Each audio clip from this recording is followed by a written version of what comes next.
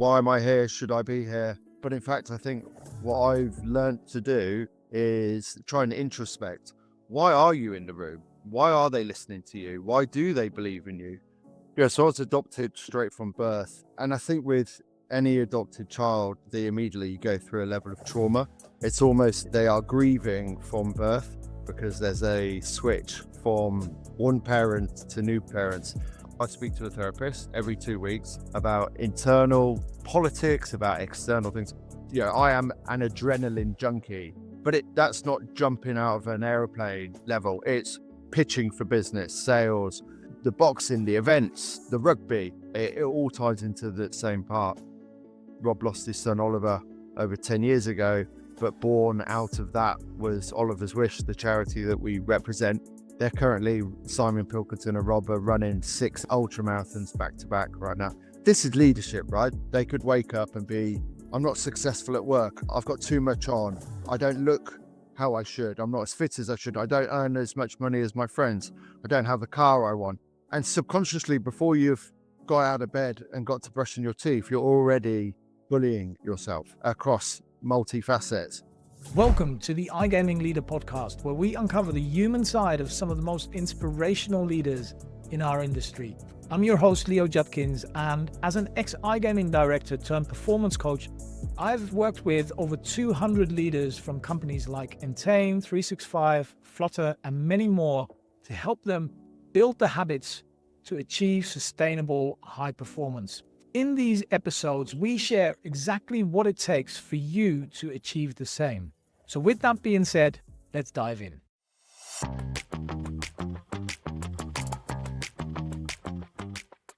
Welcome to the iGaming Leader podcast. I'm here today with Daniel Beard, partner at Partis Capital, M&A advisory in the gaming industry. Over 15 years of experience. Daniel, I'm super excited to talk to you. We've been talking for so long on getting you on this podcast, and it's finally happened. You made it here. Well done, mate. How you doing? Very well. Thanks for letting me join. Yeah, you're more than welcome. I'm so excited to have you here because you've got such an interesting backstory, and really, if it's okay for you, I'd love to start with rugby, my favorite topic. You've been a semi-professional rugby player for quite a few years, and I'd love to hear a little bit more about how that perhaps shaped some of your, how you go about your position today, and what kind of lessons you've learned from rugby that you perhaps applied to leadership and to performance. Sure. So I guess the rugby started really at university. I went to a top rugby uni, but I didn't get there on my rugby background. I got there because I got an A at PE, of all things. So that's where you sort of saw the commitment and dedication. These guys were all, England representatives or Ireland, and were already at the Premiership academies and so on. And they were just a league above in terms of their preparation and so on. So I guess it's sink or swim. So at that point, you start to train with them, you start to see what they're doing, you start to see what needs to be done. And luckily, I was picked up to go to London Welsh, where the semi-pro was in the championship. Semi-pro career started for 8 years. And look, I think a lot of leaders or companies like to hire sports people. Not that that's one true rule, but I guess their dedication to success and resilience. They understand their weaknesses. They understand the areas of improvement. They should be very accommodating for people, advising which parts need to be improved. So constructive criticism is continuous throughout work, as you know, and throughout rugby. It's that resilience. Yeah, there's so many times in our careers people will have had situations which could have held them back, whether that's clients, whether that's glass ceilings, whether that's their own internal capability, whether it's their internal thought mechanism around their capability. But I think rugby and any sort of team sport as well, because the team element is one of the most important parts on both sides, just allows you to understand that these roadblocks are here for a reason and you can continue to push forward. I mean, how many people on your podcast will have said they've learned more from their mistakes than their successes. Yeah. Yeah, it's always true, right? And I think it's one of the difficulties when you're in a high growth business that is just anything you touch turns into gold, is that you don't have those challenges that you grow through. And sometimes not that it makes you lazy, but it just doesn't give you the opportunities to grow through it.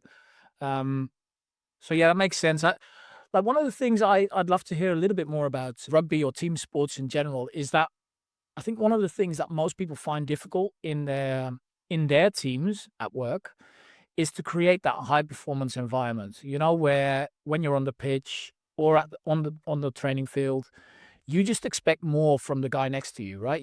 Expect them to hold themselves to a high standard. You push them to work harder, and you support each other. That's not always true on the work floor. Like, how have you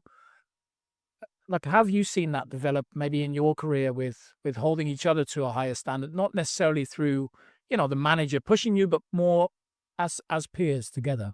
It's a team sport, and I think in work, certainly what we've tried to do, and I've been very lucky to work for bosses who held the same idea, is there needs to be one common goal. And in order for all of you to achieve that, you have to be doing your job properly and allow your peers to hold you accountable. I think in work, there's definitely some promotions, or fear factor of even losing their job. So I think any leader needs to be able to display that this isn't an individual game. This really is a team, a business with one common goal. And if you all move towards that, then you should be successful. Yeah, love that. Daniel, I wanted to talk about kind of your early beginnings, and I saw you talking about is you've been adopted, right? And um, I want to talk a little bit about how that's influenced some of the feelings and some of the difficulties that you've had throughout your career in maybe breaking those mental barriers, perhaps that you've had, how that's shown up, and yeah, how you've grown through that. Yeah, so I was adopted straight from birth, and I think with any adopted child, that they immediately go through a level of trauma. Um, it's almost they are grieving from birth, because there's a switch from one parent to new parents, and this inevitably will lead to abandonment issues, self-esteem issues, a loss of belonging. Even though in my situation, I had two extremely loving parents who I'm best friends with both of them now, and we have arguably the tightest bond we could. I don't know whether that would be tighter than a blood relationship. I was very, very lucky, but I still struggled a lot from that moving forward. Certainly in my teenage years, where that comes into business is it's a pro and a con. Again, common traits of adopted people in business is a perfection, perfectionism. What I suffered from, being completely honest, is imposter syndrome, two ways. So, to give you an example with Partis, I have it from an intellectual level because three of our team went to Oxford. They've gone to like Swansea University. They've got business, MBA from Warwick Business School. I got 2-2 in sports science from Brunel. So internally, you have, should I be around these people? Am I good enough? And that's not the normal senses. You're already feeling, am I good enough to be in this world per se? Um, and then certainly externally, we work with very, very bright CEOs. A lot of your guests would be our counterparts, who are very sharp, very polished, very professional, very, very intellectual. And you sometimes wonder, why am I here? Should I be here? Um, but in fact, I think what I've learned to do is less see that as a weakness, but more dig into, to try and introspect. Why are you in the room? Why are they listening to you? Why do they believe in you? Um, and it became more, okay, I'm fantastic at this, which is why I'm here. And my colleagues are fantastic at this. I can't do what they do, and they can't do what I do. And once you start to appreciate, and you'll talk about this a lot, and have gratitude for what you are good at, the narrative within it starts to change. It's been a long process to get to that, but we're here. I still get it. You're still around the mega brains, and even our competitors. There are investment banks, there are other boutiques. Yeah, these guys are fantastic. Um, but yeah, look, it's more appreciating where your cards are and what you're strong at. Yeah, I love that. I want to go back a little bit to kind of when you were at Pentasia with Rob and before kind of, or when you were starting Partis, one of the things that happened, I guess, is people were seeing you as a bunch of recruiters, right? That now all of a sudden we're in this area, and I can imagine that even accelerated that feeling of feeling like an imposter. Take me back to perhaps the first moment that you sat in a room across from someone, you know, being Partis Capital now, and you feeling, oh my god, what am I doing in this room? He's going to find out. Like, he's going to find me out. What did that look like? Yeah, sure. So the backstory is I got my first job out of rugby working for Rob as a recruiter, which was fantastic. A place to go and learn how to work hard and learn the industry and really start to form the relationships in this industry. I then went into selling software at Openbet, same at Progressplay, and then finally at GSI. Um, and then Rob and Gideon were shareholders in GSI, and they said, would you like to come and launch a division? They already had a world-class strategy consulting, but this seems like a natural progression. I said yes, without fully understanding what M&A meant, not from you buy and sell companies, but really how difficult it is and the capability that's really required. So yeah, we started off with smaller deals, trying to broke, not really getting anywhere because I guess it was twofold. It was one, people weren't taking us as seriously as they should. Certainly, people in the industry must have thought we were mad. You know, these two old recruiters trying this like banking game. To be honest, we didn't know what we were talking about. But you've got two people who can sell ice to Eskimo type, and we sort of muddled our way through. That was very, very difficult. But I think in any sales role or in any industry, any position, you need to be robust and resilient. And in fact, one of the traits of adopted people is your ability to adapt and sort of push through because of the fear of failure. So we left it zero doubt we were going to build an industry leading capital team. There was nothing that would put us off. Um, I mean, we laugh and joke at some of the reactions we've had, but it had to be, learn, adapt, move on, get better. And that's something, from rugby all the way through. It is like if you're not learning, then why are you doing this? But eventually, we learn how to sell it as a process, and then built a very strong team. I'd love that whole story. Tell me a little bit more about some moment, any moment really, Daniel, where you were sat in a room where you feel, oh my God, this person's going to find out. I don't know what I'm talking about. He's going to send me out of the room. What did that like? What was the first time you experienced that? There's one in particular, I can't mention the name, but they're a Canadian private equity client that we were working for. And again, PE guys are no nonsense, very sharp. And they're asking me quite detailed questions around my thoughts around the market and business valuations and so on. And it's utter panic. But even within that conversation, your ability to just flip to what you're good at and what you know and pivot very, very quickly to at least be able to, at that point, get through the conversation without sort of letting yourself or the company down. I've had panic attacks before via various means and measures. It's utter fear, but also weirdly, I quite enjoy it. I quite like these like high stress situations where live or die style, which I guess lends to the boxing. It lends to my personality. Yeah, I remember we were even talking about it with fitness, right? How you have these really extreme sessions where you just got to do a complete blowout. Otherwise, it feels like it's not even a workout, you know? A lot of people, I speak to a therapist every 2 weeks, and we go through. I talk to them about work a lot, about bits I get stressed about, and one of the things we worked out is, I am an adrenaline junkie, but that's not jumping out of an airplane level. It's I am not interested unless it spikes my adrenaline.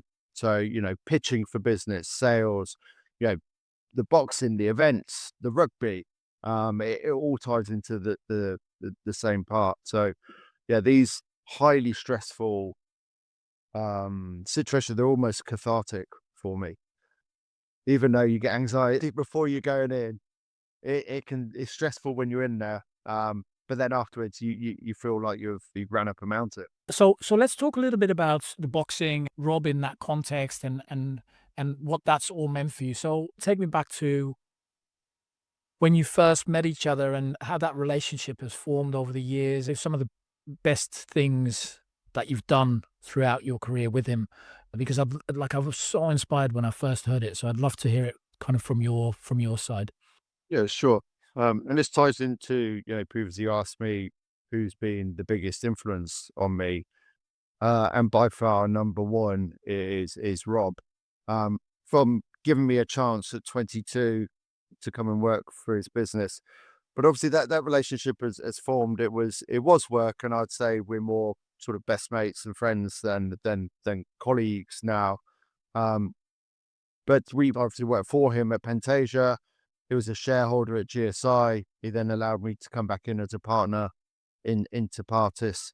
So over that time, we've sort of worked in, around, or completely together for 22 years now. It's the longest relationship I have with the industry. We've, we debate, but we've never fallen out. There's never been crosswords, and that's really indicative of Rob. Um, he's one of the only guys I know that will always see the best in people and gets the best out of them. He allows you to believe so big above what is could be perceived as achievable, and gives you absolutely everything to be able to go at it.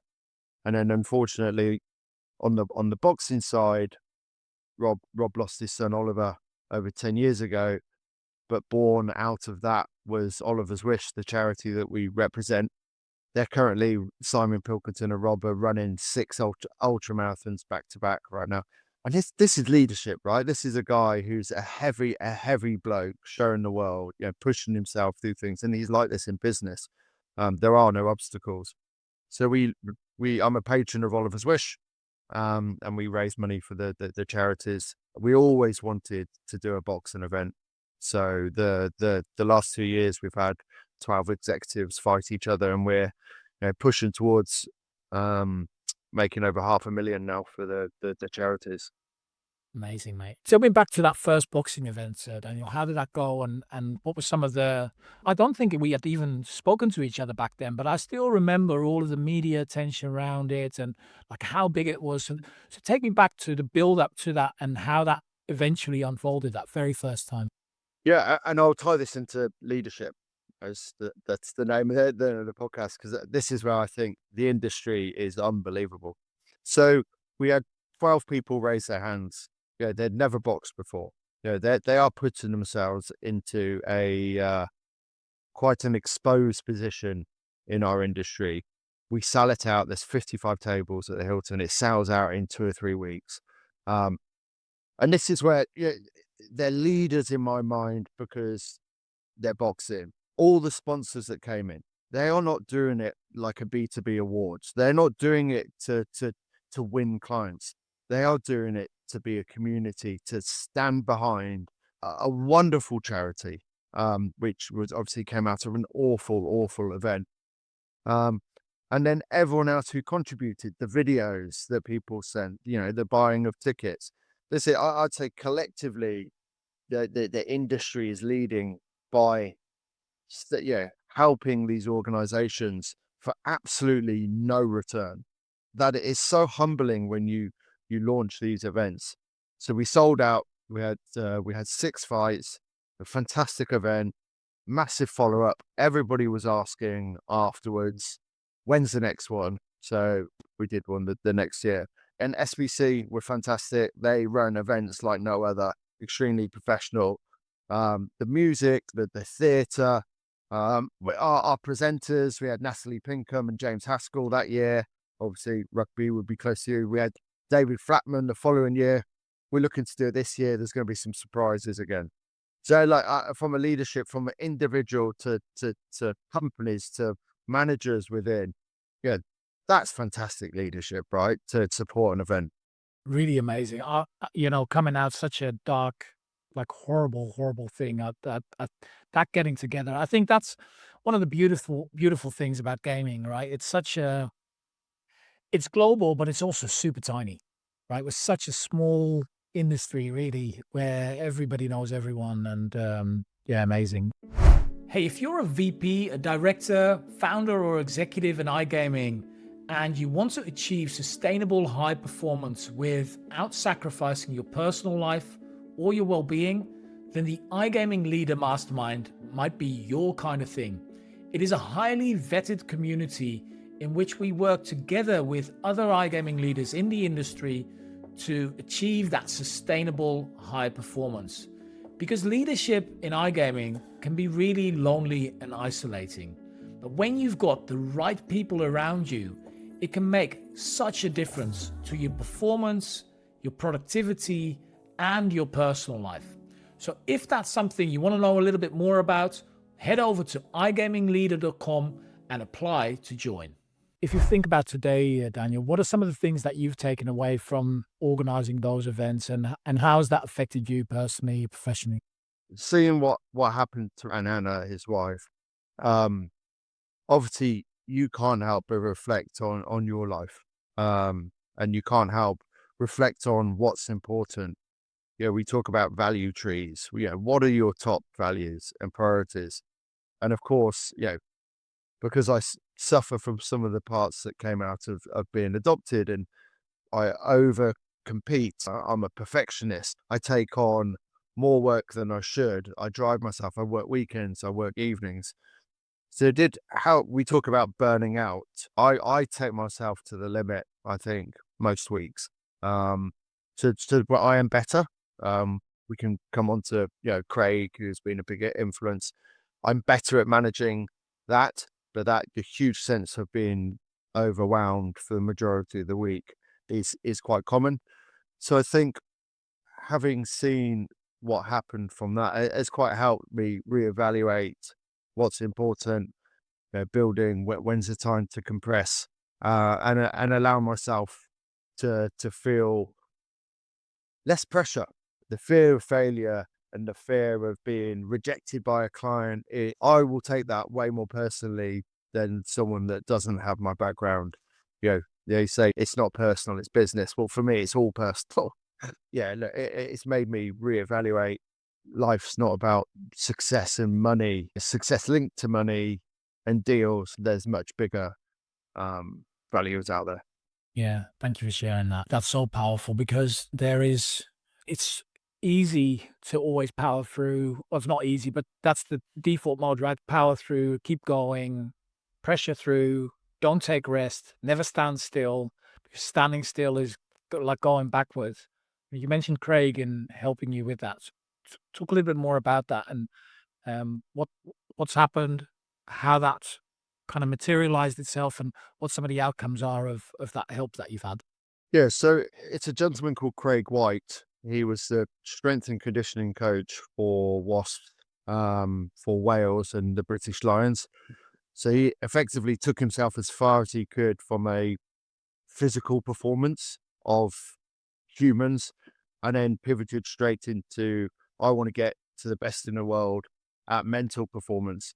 So he works with people who are really struggling with trauma from their past, but also works from an executive function. So he works with CEOs of FTSE 100 businesses and so on, high level elite sportsmen and sportswomen. So I've been working with him on sort of how to build performance at a gradient that doesn't lead to being burnt out.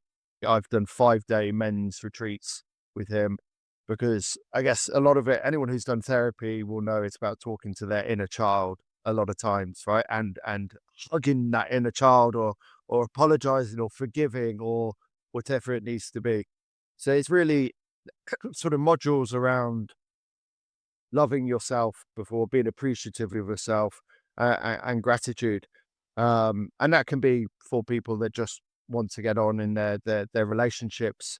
Maybe that's not where it needs to be. But for me, it was less the relationships, but it was more, trying to disconnect. A lot of it was around adoption trauma, which obviously we've talked about stems into work and then work-life balance. Um, but yeah, it's about how to continue to perform at a trajectory that is accommodating of also having a life. Yes. And I bet a lot of that is also around just not being self-destructive, right? I think that's one of the big things that I often see with almost all high achievers, that it's not just about performance, it's actually about a real suppression mechanism of and being self-destructive around some of the things that maybe suppressing those feelings or whatever that is. Like, was that the same for you, Daniel? With you look at the journey that you've gone through, is that something that you've had to battle and overcome? For me, it wasn't a suppression of feelings. It was, I'm being triggered too much. That's been a constant battle. I mean, it could have gone one of two ways. My brother, who was also adopted, became a heroin and drug addict and alcoholic and has had a 30-year battle with that.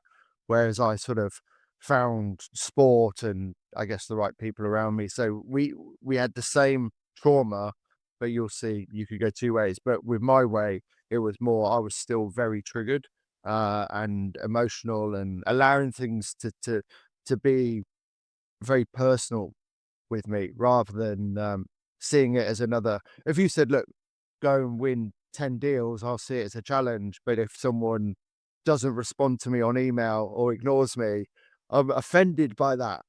It helps me with, but for me, it was really just to stop the triggers and be able to move forward. Yeah, love it. Okay. I also asked in our mastermind for some questions for you, Daniel. What are you seeing in terms of appetite of buyers and valuations? So very, I know we're diving straight into business, bit of a weird switch, but I wanted to ask you. From what we're seeing, we don't see the turmoil affecting M&A at all.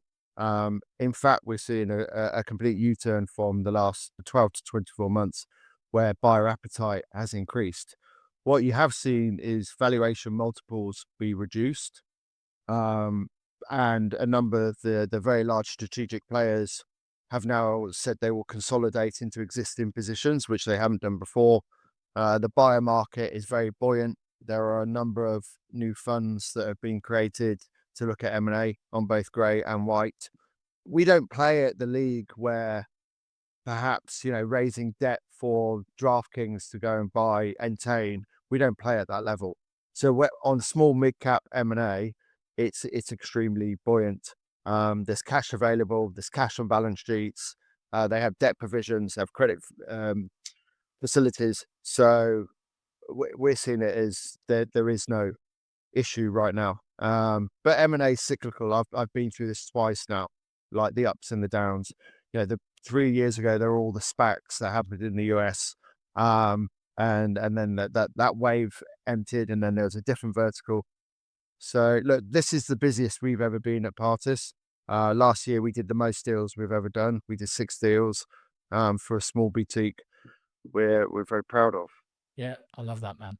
That cyclical kind of behavior or a cyclical kind of environment, right? That must be so challenging as well. From feast to famine. What are some of the things that for someone like you, where you take a lot of this stuff really personal and as a big challenge, like how do you deal with that? That is market, right? That's not your performance. That is the wider market that is going up and down, and you like maybe slightly affect that, but certainly not to a very very large degree. So how do you deal with these things that are outside of your control that still affect you personally? I think initially you get quite worried. I'm 10 years into doing this now, would you believe? So I'm so used to the cyclical nature. I think the larger boutiques have been fantastic at having different industries to be able to do M&A. So it might be sports, iGaming, and gaming. So the cycles are different upon each. So one year they'll just do more deals within that industry vertical. We are looking to do that as a business. Partis is lucky because we, like I said, globally, we have the largest strategy consulting business that does very well. So, some years M&A might do more than consulting and vice versa. We're always underpinned by one or the other. But at the start, then yes, we'd never do a deal. But at the moment, we're structured to be able to absorb any volatility in the market. However, Rob and Gideon won't allow us or the team to sit on our ass and not do deals for a year. And you probably wouldn't either, right? It's very much against your nature. No, I just can't do it. I like to be busy. So not overly busy that it's every weekend these days and evenings. It's a whole new world, what you'd call M&A within investment banking. It is very stressful, and the hours you sign up to it. There are large rewards for people that work in this industry. The pay is great. So, with that, the territory you're in. Yeah. Yep. Makes a lot of sense. I want to ask you one last question, which is there's a lot of people that are struggling with similar things that you've gone through: imposter syndrome, working through things, overworking, not necessarily feeling that they're burnt out, but perhaps feeling that they're very, very stretched.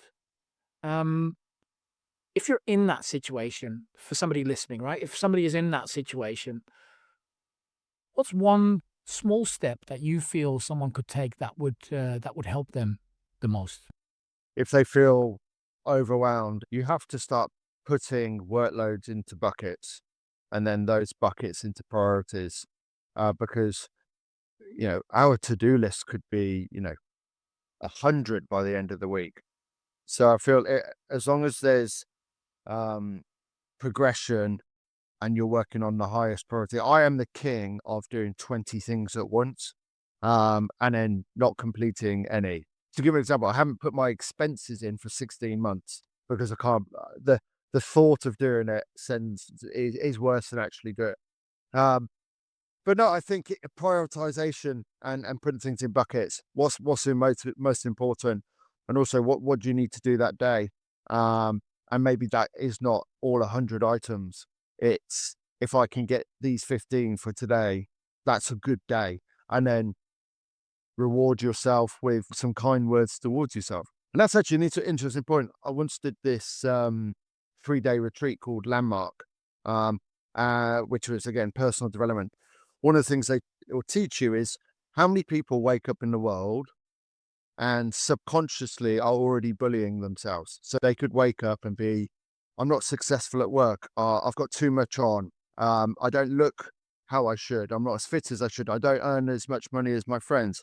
I don't have the car I want. And subconsciously, before you've got out of bed and got to brushing your teeth, you're already bullying yourself across multi-facets. At the end of the day, just look back and say, I've had a good day. This has been a great day. Well done. Now you can go to the gym and enjoy yourself, or you can walk your dog or be with your children. So that affirmations and so on. But if you're just kind to yourself towards the end of the day, you need to talk to yourself in a kind manner. Yeah, I think that's so powerful. And thank you for saying that, Daniel, because I think for high achievers, people that are in a very, commercially driven environment, they don't buy into the soft stuff, right? Like self-talk. It's because that internal voice is unfiltered, right? We don't put a filter in between it, and we would never allow anybody else to talk to us like that. So what one of the parts that I've worked on, I'm actually quite strong at, because again, leading back to the adoption side, is emotional intelligence and empathy. Emotional intelligence, like EQ, is actually something that's become prominent in business now. So obviously before it was purely IQ. Now you'll see, and I imagine lots of your leaders look for EQ. It's so important But how can you have strong emotional intelligence if you talk to yourself in a certain way? Yeah, it's super important. Yeah, thank you very much, Daniel, for being on the podcast. Absolutely loved your stories, and thank you for sharing. Thanks, Derek. Thank you for joining me on the iGaming Leader podcast. If you enjoyed today's episode, head over to igamingleader.com for more conversations and insights. Don't forget to subscribe to this podcast. I'm your host, Leo Judkins, and I hope to see you next week.